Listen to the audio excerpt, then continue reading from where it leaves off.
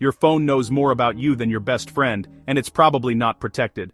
Think about what's on your phone right now: your emails, your bank app, your photos, your messages, your location history, your contacts, your passwords, if you followed episode 3, your entire digital life. Now ask yourself, if someone stole your phone right now, how long would it take them to access all of that? In my audits, I see organizations spending millions on network security while employees walk around with completely unsecured devices that have access to everything. In this episode, I'm going to show you how to lock down your phone, secure your computer, and protect those smart devices in your home. By the end, your devices will be fortresses. Let's get into it. Let's start with your phone because it's probably the most important device you own and the least protected. Lock screen security. First question, what's protecting your lock screen? If your answer is nothing or just a swipe, we need to fix that immediately. Your options rank from least to most secure. Option 1. Pattern lock. You swipe a pattern on the screen. Security level. Low. Why? There are only 389,112 possible patterns. A determined attacker with your phone could crack this. Plus, your finger leaves oil residue on the screen that reveals your pattern. Option 2. 4-digit PIN. A 4-digit number. Security level. Moderate. Why? 10,000 possible combinations. Better than a pattern, but still guessable. Option 3. 6+ digit PIN. A 6-digit or longer PIN. Security level. Good. Why? 1 million possible combinations for 6 digits. Much harder to guess. Option 4. Alphanumeric password letters and numbers. Security level. Very good. Why? Billions of possible combinations if done right. Option 5. Biometrics, fingerprint or face ID. Your fingerprint or face unlocks the device. Security level.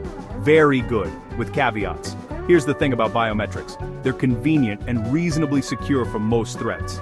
But, and this is important, law enforcement can compel you to unlock your phone with your fingerprint or face.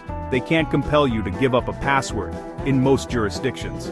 If you're ever in a situation where you want to quickly disable biometric unlock, iPhone, press and hold the power and volume buttons for 2 seconds. This disables Face ID, Touch ID until you enter your passcode. Android, same thing. Hold power and volume up or use the lockdown mode in the power menu. My recommendation, use biometrics for convenience, but have a strong 6+ digit PIN as backup, and know how to disable biometrics quickly if needed. Setting up your lock screen. For iPhone, 1. Go to Settings. Face ID and Passcode, or Touch ID and Passcode. 2. Set a strong passcode. Tap Passcode Options to choose alphanumeric. 3. Set Require Passcode to immediately. 4. Disable. Allow access when locked for everything except emergency SOS for Android. 1. Go to Settings, Security, Screen Lock. 2. Choose PIN, Password, or Pattern. 3. For PIN, make it at least 6 digits. 4. Set Lock After to immediately or 5 seconds. Auto Lock Settings. Your phone should auto-lock after a short period of inactivity. iPhone. Settings, Display and Brightness. Auto-lock, set to 30 seconds or 1 minute. Android. Settings, Display Screen Timeout, set to 30 seconds or 1 minute. Don't set this to 5 or 10 minutes. If you leave your phone unattended, someone could access it. Find My Device. This is absolutely critical. If your phone is lost or stolen, you need to be able to locate it, lock it, or erase it remotely. iPhone. Find My. 1. Settings. Your name. Find My iPhone. 2. Turn on Find My iPhone. 3. Turn on Find My Network. Uses Bluetooth to locate even when offline. 4. Turn on Send Last Location Android. Find My Device. 1. Settings, Security. Find My Device. 2. Turn on Find My Device. 3. Go to google.com, Android, find and verify it can locate your phone. Test this now. Go to the website and make sure you can see your phone's location. App Permissions Audit. Your apps ask for permissions, access to camera, microphone, location, contacts, photos. Most apps ask for way more than they need. iPhone, check permissions. 1. Settings, Privacy, Permission Type. 2. Review which apps have access to location, camera, microphone, photos, contacts. 3. Revoke permissions for apps that don't need them. Ask yourself, does this flashlight app really need access to my contacts? No. Android. check permissions. 1. Settings. Apps. App name. Permissions. 2. Review and revoke unnecessary permissions. Special attention to location. Most apps don't need always access. Change to while using the app or never. Only maps and delivery apps should have always. Automatic updates. Your phone's operating system and apps need regular security updates. iPhone. Settings. General. Software. Update. Automatic updates. Turn on both options. Android. Settings. System. System update. Check for updates. Google Play Store. Settings. Auto update apps. Over Wi-Fi only. Backup strategy. If your phone is lost, stolen, or breaks, you need backups. iPhone. iCloud. Backup. Settings. Your name. iCloud. iCloud backup. Turn on. Make sure it's backing up regularly. It should be automatic when charging and on Wi-Fi. Android. Google Backup. Settings. System. Backup. Turn on. Backup to Google Drive. Important, these backups are encrypted, but they're still in the cloud. If you have highly sensitive data, consider encrypted local backups as well. Bonus. Emergency access. iPhone. Set up Medical ID. Health app. Medical ID. This is visible from the lock screen and can include emergency contacts, medical conditions, allergies. Android. Set up emergency information, settings, about phone, emergency information. This doesn't compromise security but could save your life in an emergency. Okay, we've covered phone security. I know that was a lot of settings, but trust me, each one matters. Now let's talk about your computer, because while your phone is mobile and at risk of being lost or stolen, your computer probably has even more sensitive data. But first, quick reminder. If you're finding this series valuable, hit subscribe and share it with someone who needs it. I post new episodes every Tuesday, and next week, we're diving into email security and phishing, the #1 way people get hacked. Alright, let's talk computer security. Your computer is probably where you do your most sensitive work. Online banking, work documents, tax returns, personal files. Here's how to secure it properly. Automatic updates and patches. This is the most important security control for computers. Most breaches happen because of known vulnerabilities that have patches available, but people didn't install them. Remember the WannaCry ransomware attack in 2017? It exploited a Windows vulnerability. Microsoft had released a patch 2 months earlier, but thousands of organizations didn't install it, and they got hit. Windows. Enable automatic updates. 1. Settings. Windows Update. 2. Click Check for updates. 3. Click Advanced Options. 4. Turn on Receive updates for other Microsoft products. 5. Set active hours, so updates don't interrupt your work. Windows will now automatically download and install security patches. Mac. Enable automatic updates. 1. System settings. General. Software. Update 2. Click the info button next to automatic updates. 3. Turn on all 4 options. Check for updates. Download new updates when available. Install macOS updates. Install app updates from the App Store. Linux. Update regularly. Most Linux distros don't auto-update by default, because users prefer control. Run these commands regularly, at least weekly. For Ubuntu, Debian, sudo apt update and sudo apt upgrade. For Fedora, Red Hat, sudo dnf update. Or, enable automatic security updates using unattended upgrades. Application updates. Your operating system isn't the only thing that needs updates. Your applications do too. Update these regularly. Web browsers. Chrome, Firefox, Safari, Edge. PDF readers. Office software. Media players. Any software that accesses the internet. Most applications have auto-update settings. Enable them. Full disk encryption. If someone steals your laptop or hard drive, full disk encryption makes your data unreadable without your password. This is especially important for laptops that travel with you. Windows. BitLocker. BitLocker comes with Windows Pro, Enterprise and Education, not Home Edition. Knocker 1. Search for BitLocker in the Start menu. 2. Click Manage BitLocker. 3. Click Turn on BitLocker for your drive. 4. Choose how to unlock your drive, password or smart card. 5. Save your recovery key in a safe place, not on the encrypted drive. 6. Choose to encrypt the entire drive. 7. Run the BitLocker system check.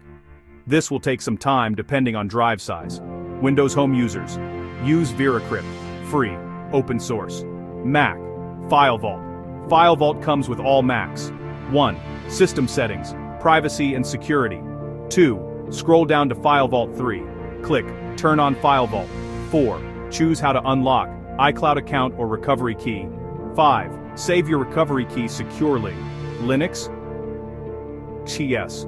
Most Linux distros offer full disk encryption during installation. If you didn't enable it then, it's complicated to add later. Consider 1. Backing up your data. 2. Reinstalling with encryption enabled. 3. Or using VeraCrypt for file containers.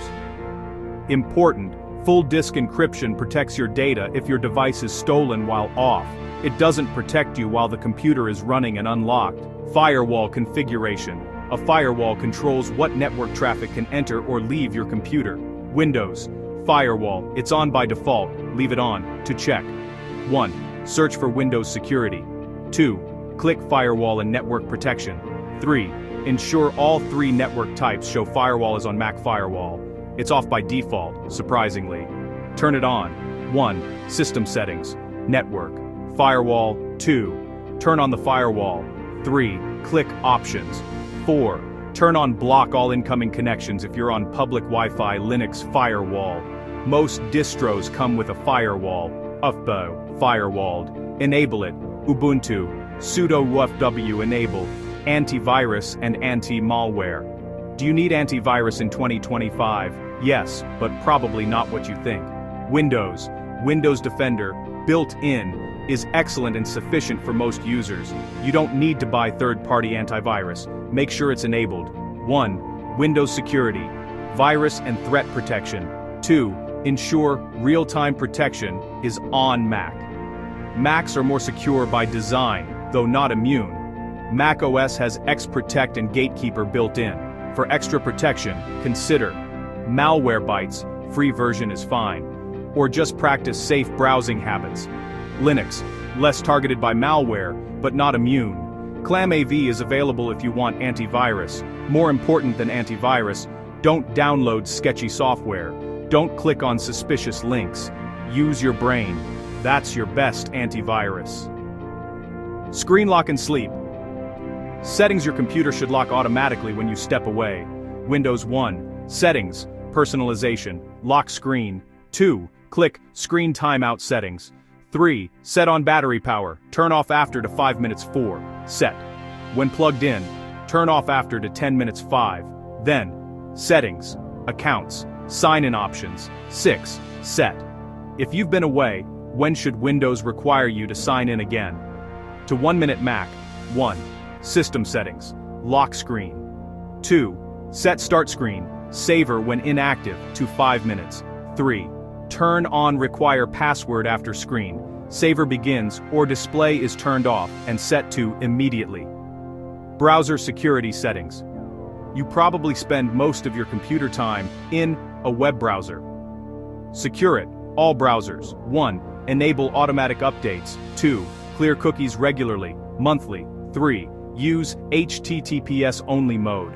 4. Review installed extensions. Remove what you don't use. 5. Install uBlock Origin, add and tracker blocking. 6. Install HTTPS everywhere, forces encrypted connections. Chrome, Edge, settings, privacy and security. Security, use enhanced protection. Firefox, settings, privacy and security. Enhanced tracking protection. Strict Safari, settings, privacy, prevent cross-site tracking, on. Separate user accounts. This is advanced but highly effective. Use separate user accounts for different activities. Standard versus administrator. Windows. 1. Create a standard user account for daily use. 2. Only use administrator account for software installation and system changes. 3. This prevents malware from making system-wide changes. Mac. Same principle. Create a standard account and only elevate to admin when needed. Why this matters. If you get infected with malware while using a standard account, the damage is limited. The malware can't install itself system-wide. Alright, we've covered phones and computers. Now let's talk about the devices in your home that you might not even think about as computers, but they are. Your smart TV, your security camera, your doorbell, your thermostat, your smart speaker. These are all computers connected to the internet, and they can all be hacked. IoT stands for Internet of Things. These are smart devices that connect to the internet but aren't traditional computers or phones, and they're everywhere in our homes now. Why IoT devices are risky. Problem 1. Default passwords. Most IoT devices come with factory default passwords like admin or password. Many people never change them. In 2016, the Mirai botnet infected millions of IoT devices, cameras, routers, DVRs using default passwords. Then it launched massive DDoS attacks that took down major websites. Problem 2. Rare updates. Unlike your phone or computer, most IoT devices never get security updates. The manufacturer releases them, they get sold, and that's it. That camera you bought 3 years ago? It probably has known vulnerabilities and no way to patch them. Problem 3. Poor security design. Many IoT manufacturers prioritize features and cost over security. They build devices that are inherently insecure. Problem 4. Always listening, watching. Smart speakers have microphones. Security cameras have cameras. These are in your home, potentially recording everything. Even if you trust the device, hackers might compromise it. How to secure IoT devices. Step 1. Inventory your devices.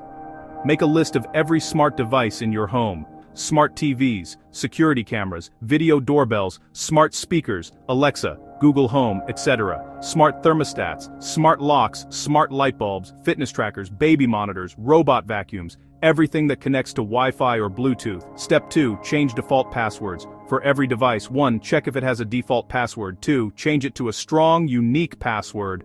3. Store it in your password manager. Some devices don't let you change the password. That's a red flag. Consider replacing them. Step 3.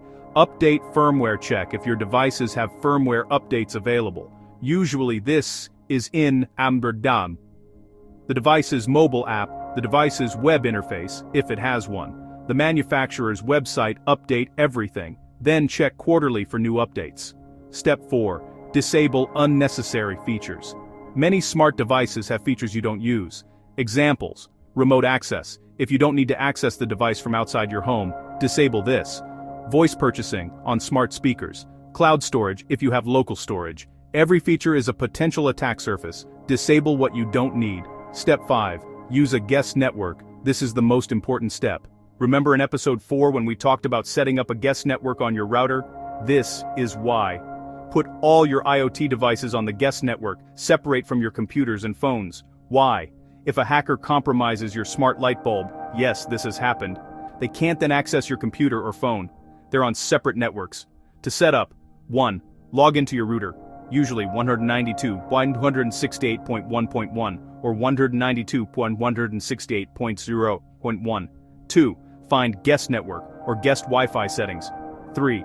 Create a guest network with a different password. 4. Connect all IoT devices to this network. 5. Keep your computers and phones on the main network. Step 6. Disable UPnP, Universal Plug and Play, lets devices automatically configure network settings. It's convenient, but insecure. Disable it. 1. Log into your router. 2. Find UPnP in settings, usually under Advanced or Security. 3. Turn it off. Step 7. Review privacy settings for smart speakers and cameras. Review what's being recorded. Delete old recordings. Disable always listening features when not needed. Cover cameras when not in use. Physical privacy shutter or tape. Amazon Alexa. Alexa app. Settings. Privacy. Review voice history. Delete recordings. Google Home. Google Home app. Your account. Manage your data. Delete activity. Step 8. Know when to replace. If a device no longer gets updates, has known security vulnerabilities, can't change default password, doesn't support WPA2, WPA3 encryption, consider replacing it with a more secure option. Smart device recommendations.